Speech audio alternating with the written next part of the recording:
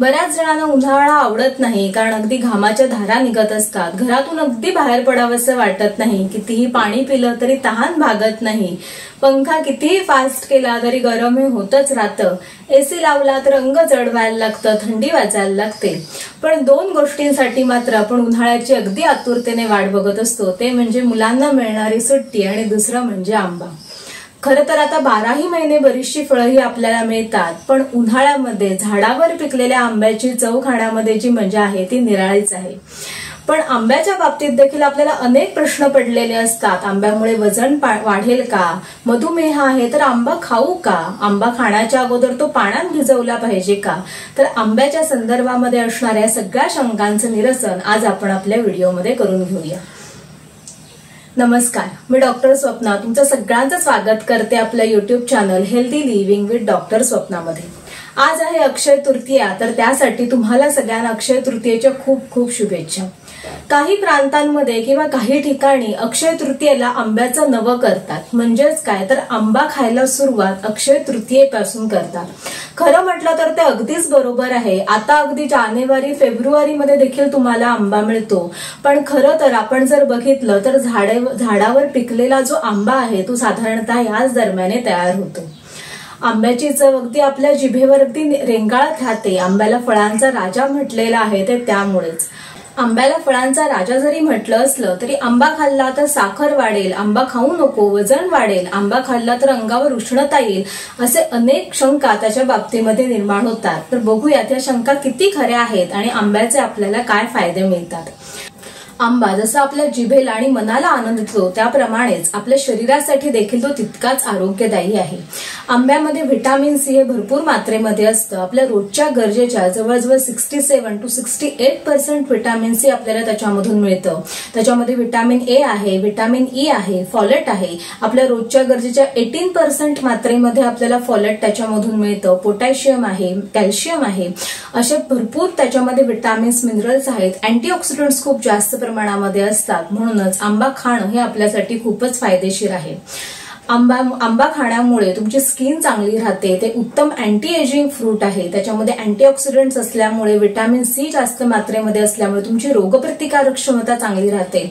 तुम्ही आंबा जर योग्य प्रकारे योग्य मात्रेमध्ये खाल तर तुमचं वजन देखील कमी करण्यासाठी ते मदत करतं आणि तुमचं ब्लड प्रेशर देखील ते उत्तमरित्या व्यवस्थित ठेवतं.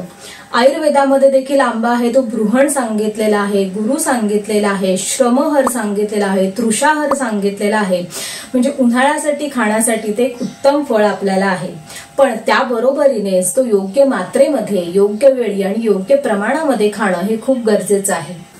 आंब्याचं नाव काढलं तरी बऱ्याच जणांच्या तोंडाला पाणी सुटतं. पण ज्यांना मधुमेह आहे त्यांची मात्र पंचायत होते की वर्षातून एकदा मिळणारं हे फळ आहे ते आम्ही खायचंच नाही का, असा प्रश्न त्यांना पडतो. बघूया त्याचं उत्तर काय आहे. आंब्याचा जर आपण ग्लायसेमिक इंडेक्स बघितला तर तो 55 ते 56च्या मध्ये आहे. हा कमी जास्त असू शकतो कारण प्रत्येक आंब्याचा गोडवा हा वेगवेगळा असतो. ग्लायसेमिक इंडेक्स म्हणजेच काय तर एखादा पदार्थ खाल्ल्यानंतर आपल्या रक्तामध्ये साखरेचं प्रमाण किती टक्क्यांनी वाढणार आहे याचं जे पर्सेंटेज आहे ते म्हणजेच ग्लायसेमिक इंडेक्स. ग्लायसेमिक इंडेक्स संदर्भातली जी अधिक माहिती आहे ते मी व्हिडिओ अगोदरच अपलोड केलेला आहे. त्याची लिंक डिस्क्रिप्शन बॉक्समध्ये आहे. 1 कप आंबा जर आपण खाल्ला तर त्याच्यामध्ये साधारणतः 22 ग्रॅम एवढ्या मात्रेमध्ये साखर असते, तर 25 ग्रॅम एवढ्या मात्रेमध्ये त्याच्यामध्ये कर्बोदक किंवा कार्बोहायड्रेट असतात. म्हणजे अर्थातच आंबा खाल्ल्यानंतर आपल्या रक्तामध्ये साखरेची पातळी ही वाढणार आहेच. पण आंब्यामध्ये याच्या बरोबरीनेच फायबर आणि प्रोटीनचं प्रमाण देखील असतं. त्यामुळे ही रक्तामधली जी साखरेची पातळी आहे ती हळूहळू प्रमाणामध्ये वाढते. मग प्रश्न तोच राहिला की मधुमेही व्यक्तींनी आंबा खायचा की नाही खायचा. खरं तर याचं अगदी निश्चित उत्तर जर द्यायचं म्हटलं तर त्या मधुमेही व्यक्तीचं वय किती आहे, त्याच्या साखरेची पातळी किती आहे, त्याला टॅबलेट सुरू आहेत का इन्सुलिन सुरू आहे, यावर त्याचं निश्चित उत्तर हे अवलंबून राहील. पण अगदी आपण सर्वसाधारणपणे सांगायचं म्हटलं तर ज्यांच्यामध्ये साखरेची पातळी ही नियंत्रणामध्ये आहे अशा मधुमेही व्यक्ती थोडीशी काळजी घेऊन आंबा हा खाऊ शकतात. ही काळजी काय आहे ते आपण बघूया. त्याचबरोबर ज्यांना वजन कमी करायचं आहे किंवा ज्यांना वजन वाढण्याची भीती वाटते अशा व्यक्तीने देखील जर या टिप्स जर फॉलो केल्या तर त्यांचं वजन हे वाढणार नाही, उलट कमी होण्यासाठी त्यांना नक्कीच मदत होईल. तर बघूया हा आंबा कधी, किती आणि कसा खायचा आहे. सगळ्यात पहिल्यांदा बघूया की आंबा आपण कधी खाल्ला पाहिजे. बऱ्याच वेळेला असं होतं की जेवताना किंवा जेवल्यानंतर बऱ्याच वेळेला आपण हा आंबा खाल्ला जातो. पण जर तुम्हाला तुमच्या साखरेची पातळी वाढवायची नसेल किंवा तुम्हाला तुमचं वजन वाढू द्यायचं नसेल तर जेवणाबरोबर किंवा जेवणानंतर आंबा खाणं हे टाळलं पाहिजे. कारण जेवणामध्ये अगोदरच आपल्या भात असतो, चपाती असते, म्हणजे कर्बोदकं त्याच्यामध्ये असतात आणि त्याच्या बरोबरीने जर तुम्ही आंबा खाल्लात किंवा जेवणानंतर जर आंबा खाल्लात तर तुमच्या कर्बोदकांचं प्रमाण खूप जास्त वाढतं आणि तुमच्या रक्तातल्या साखरेची पातळी आहे ती पटकन वाढली जाते. म्हणून जेवणाबरोबर किंवा जेवणानंतर आंबा खाणं हे टाळलं पाहिजे. तसंच रात्रीचा आंबा खाणं हे शक्यतो टाळलं पाहिजे.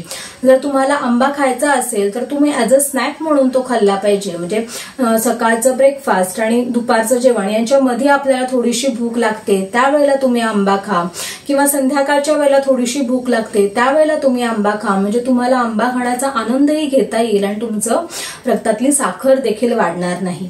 हा आंबा कसा खायचा आहे तर हा आंबा त्याच्या नैसर्गिक रूपामध्ये खायचा आहे. म्हणजेच काय, त्याच्यामध्ये कुठलीही ऍडिशनल साखर किंवा कुठलाही गोड पदार्थ अजून आपल्याला घालायचा नाहीये. आंब्याचा जो गोडवा आहे त्या गोडव्यामध्येच तो आंबा खायचा आहे. तुम्हाला आमरस बनवायचा असेल, तुम्हाला मिल्कशेक बनवायचा असेल तरी त्या आंब्याच्या गोडीमध्येच तुम्हाला तो बनवायचा आहे. तुम्हाला अधिकची साखर किंवा अधिकचा गोडपणा त्याच्यामध्ये घालायचा नाही आहे. त्याचबरोबर हा आंबा बरोबर आपण एखादा प्रथिनं त्याच्याबरोबर ऍड करू शकलो, म्हणजेच काजू आले, बदाम आले, हे तुम्ही आंब्याच्या फोडी बरोबर जर खाल्ले तर ते आंब्यामधून जी साखरेची पातळी आहे ती खूप हळूहळू मात्रेमध्ये वाढते. म्हणूनच तुम्ही आंब्याबरोबर काजू किंवा बदाम असे जे नट्स आहेत ते नट्स त्याच्याबरोबर देखील खाऊ शकता. आंबा कधी खायचा बघितला, कसा खायचा बघितला, किती प्रमाणामध्ये खाल्ला पाहिजे. जर तुमच्या रक्तामध्ये साखरेची पातळी आहे ती जर नियंत्रणामध्ये असेल तर तुम्ही छोटा अर्धा आंबा आहे, म्हणजे आंब्याच्या 2 ते 3 फोडी आहेत, तुम्ही आठवड्यातून 2 ते 3 वेळेला सांगितलेल्या पद्धतीने जर खाल्ली तर तुमच्या रक्तातली साखरेची पातळी ही जास्त करून वाढणार नाही. तसंच तुमचं वजन देखील वाढणार नाही, उलट वजन कमी होण्यासाठी मदत होईल. जर तुम्हाला तुमच्या घरी जर ग्लुकोमीटर असेल, म्हणजेच तुम्ही रक्तातली साखरेची पातळी आहे ते घरच्या घरी तपासू शकत असाल तर तुम्ही आंब्या खाल्ल्यानंतर काही काळानंतर तुमची रक्तातली साखरेची पातळी तपासू शकता, की ज्यामुळे तुम्हाला एक अंदाज येईल की तुमची किती प्रमाणामध्ये साखरी वाढत आहे आणि त्यानुसार तुम्ही आंब्याची प्रमाण हे कमी जास्तही करू शकता. तुमच्या रक्तातली साखरेची पातळी व्यवस्थित नसेल, तुम्हाला खूप जास्त प्रमाणामध्ये डायबिटीसच्या गोळ्या चालू असतील तर मात्र तुमच्या डॉक्टरांचा सल्ला घेऊनच तुम्हाला आंब्याचं किती प्रमाण खायचं आहे ते ठरवणं हे गरजेचं आहे. अजून एक आंब्याच्या बाबतीमध्ये एक सांगितलं जातं की आपल्या अगदी पूर्वापारपासून आपल्याला सांगितलेलं असतं की आंबा खाण्याच्या अगोदर तो पाण्यामध्ये भिजत ठेवा बरं का. बऱ्याच जणांना आंबा खाल्ल्यानंतर अंगावर उष्णता येते, फोडी येतात, तर म्हणून आंबा पाण्यामध्ये भिजवून ठेवून खाण्यासाठी सांगितला जातो. पण खरं तर आंबा पाण्यामध्ये भिजवल्याने त्याची जी मूळ प्रकृती आहे ती आपण बदलू शकत नाही. पण आंबा पाण्यामध्ये ठेवल्यामुळे काही फायदे मात्र आपल्याला नक्कीच होतात. सगळ्यात पहिल्यांदी आहे ते म्हणजे एक म्हणजे त्याचं क्लिनिंग होतं. आंब्याच्या वरती असणारं जे पेस्टिसाइडचं आवरण आहे किंवा डर्ट आहे ती कमी करण्यासाठी आपल्याला त्याच्यातून मदत होते. दुसरा फायदा होतो ते म्हणजे बऱ्याच फळांच्या सालींमध्ये त्याप्रमाणेच आंब्यामध्ये देखील त्याच्या सालीमध्ये फायटिक ऍसिड असतं. हे फायटिक ऍसिड आहे ते अँटी न्यूट्रिएंट मानलं जातं, म्हणजे ते पोषण मूल्यांना नीट शरीरामध्ये ऍब्झॉर्ब होऊ देत नाही. तर याचं प्रमाण काही भिजवल्यामुळे आंबा पाण्यामध्ये ठेवल्यामुळे काही प्रमाणामध्ये कमी होतं. त्याबरोबरीनेच आंब्याच्या सालीमध्ये सॅप ऑइल असतं. हे सॅप ऑइल आहे ते टॅनिन किंवा पॉलिफेनॉल या सगळ्याचं मिश्रण असतं. तर ह्या सॅप ऑइलमुळे बऱ्याच जणांना त्वचेवर ॲलर्जीही होण्याची शक्यताही असते. म्हणजे काही जणांना ते सॅप ऑइलला ते ॲलर्जिक असतात. ते त्यांच्या पोटामध्ये गेल्यानंतर त्यांना त्वचेवर फोडी येणे, खाज येणे किंवा रॅश येणे या गोष्टी त्यांच्यामध्ये होतात. तर आंबा पाण्यामध्ये भिजवल्यामुळे हे सॅप ऑइलचं प्रमाण आहे ते काही प्रमाणामध्ये आपण कमी करू शकतो. तिसरी गोष्ट आहे ते म्हणजे आंबा पाण्यामध्ये बुडवून ठेवल्यामुळे त्याची जी स्किन आहे ती चांगली सॉफ्ट होते आणि आंबा सोलण्यासाठी आपल्याला मदत होतो.